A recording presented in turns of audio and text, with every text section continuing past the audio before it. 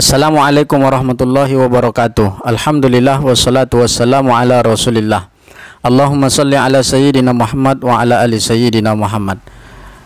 Bersyukur kita kepada Allah dengan ucapan alhamdulillahi rabbil alamin. Bersalawat kita kepada Nabi besar Muhammad sallallahu alaihi wasallam. Allahumma salli ala sayyidina Muhammad wa ala ali sayyidina Muhammad. Baik mahasiswa, mahasiswi sekalian, kawan-kawan yang dimuliakan oleh Allah Subhanahu wa taala, menyambung mata kuliah kita pada pertemuan yang kemarin, masalah 30 metode yang berawalan huruf T. Kali ini masuk kita kepada metode yang ke-16, yaitu metode targhib. Targhib ini artinya memotivasi untuk mencintai kebenaran. Jadi seorang guru harus bisa memotivasi seorang siswa atau seorang murid dalam pembelajaran fikih agar dia bisa selalu termotivasi untuk mencintai kebenaran. Dengan belajar metode targhib, maka seorang siswa akan terbiasa termotivasi untuk mencintai hal-hal yang benar. Apabila dia menolong, dia tidak pamrih. Apabila dia beribadah, maka ibadahnya khusyuk, ikhlas karena Allah Subhanahu wa taala. Apabila dia berkata sesuatu, maka perkataannya itu perkataan yang benar karena dia suka dengan kebenaran. Maka ini akan memotivasi kepada siswa dalam pembelajaran fikih agar selalu berada di dalam kondisi yang benar. Itu yang ke-16. Kemudian yang ke-17, metode tatsir, mengunggah rasa kepedulian sosial. Jadi seorang guru harus bisa membangkitkan rasa kepedulian sosial pada diri siswa. Hari ini orang banyak peka dengan sosial. Banyak orang yang bersifat peka terhadap penderitaan orang lain atau kepentingan orang lain, atau yang disebut dengan taksir, ya, taksir.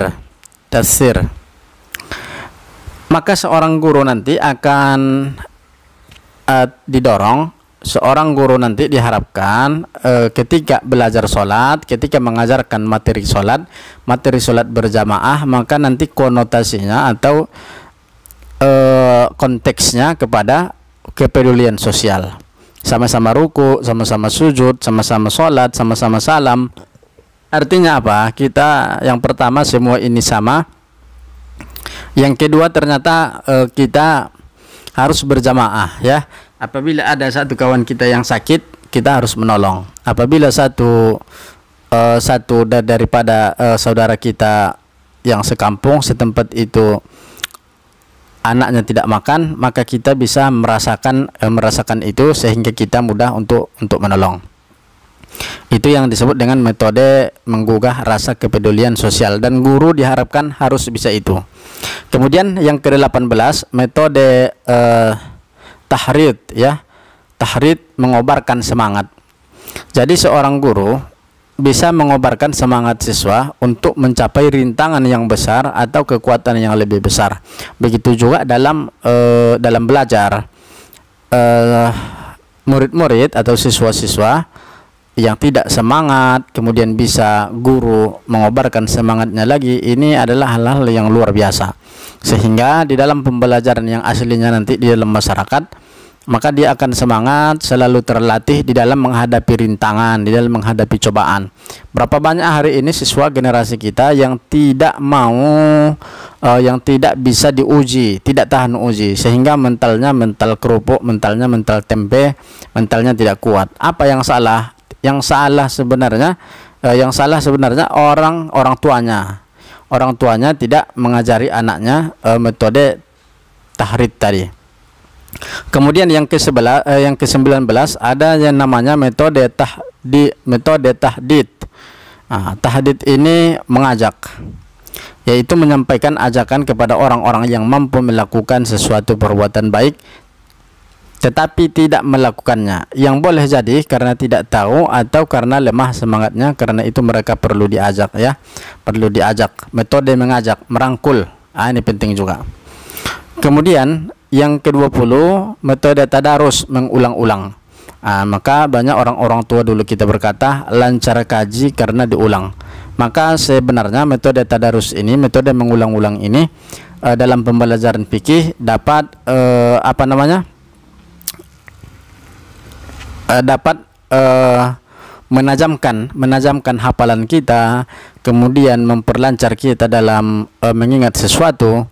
Maka metode mengulang-ulang ini seorang di dalam pembelajaran fikih, seorang guru nanti bisa menyuruh siswa membaca berulang-ulang bersama-sama, atau membaca, yang satu membaca, satu grup menyimak, dan satu grup untuk mengkoreksi kesalahannya. Maka inilah yang disebut dengan metode tadarus. Sama di bulan puasa ada namanya metode tadarus, dan ini sebenarnya metode yang sangat luar biasa ya.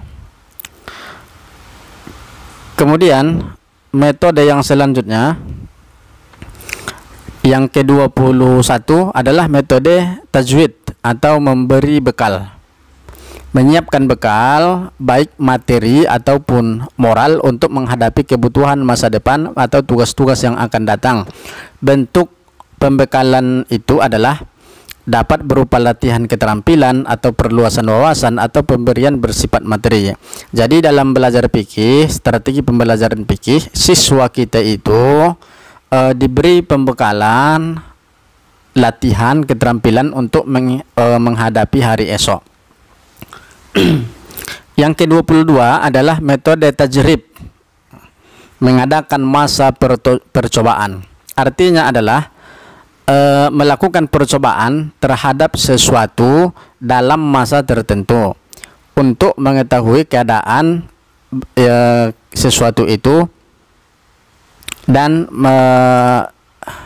untuk mengetahui fungsi daripada percobaan tersebut. Jadi ada masa uji coba ya, ada masa uji coba dalam pembelajaran. Itulah yang dilakukan dalam pembelajaran strategi pembelajaran fikih. Kemudian metode yang ke-23 adalah metode tanzir. Tanzir ini memperingatkan resiko yang akan datang. Jadi seorang guru mengingatkan murid-muridnya agar berhati-hati agar terhadap sesuatu yang tidak baik dilakukan oleh siswa atau dilakukan oleh dirinya sendiri. Metode tanzir, memperingatkan siswa agar tidak melakukan hal-hal yang tidak diridhoi oleh agama. Kemudian yang ke-24 adalah metode taubih ya, metode taubih, metode mencerca. Taubih artinya mencerca orang yang berkelakuan tidak patut. Ketika dia yang mencerca, mengetahui kebenaran yang harus diikuti.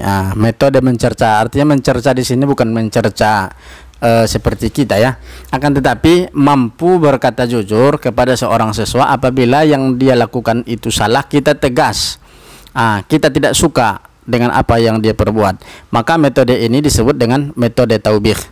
Mudah-mudahan pertemuan kita ini dapat memberikan manfaat. Saya ulangi, dari metode yang ke-16 ada metode targhib, memotivasi untuk mencintai kebenaran. Ada metode tatsir, mengunggah kepedulian sosial kepada siswa. Ada metode tahrid, mengobarkan semangat siswa. Ada metode tahdid, metode mengajak untuk siswa. Ada metode tadarus, mengulang-ulang untuk siswa. Ada metode tajwid, memberikan pembekalan untuk siswa. Ada metode tajrib, mengadakan masa percobaan dengan siswa. Ada metode tanzir, memberikan peringatan kepada siswa. Ada taubih ya, ada taubih, bersikap tegas kepada siswa. Untuk pertemuan kali ini cukup pada kesempatan ini. Mudah-mudahan ada manfaatnya untuk kita semua. Demikian, assalamualaikum warahmatullahi wabarakatuh.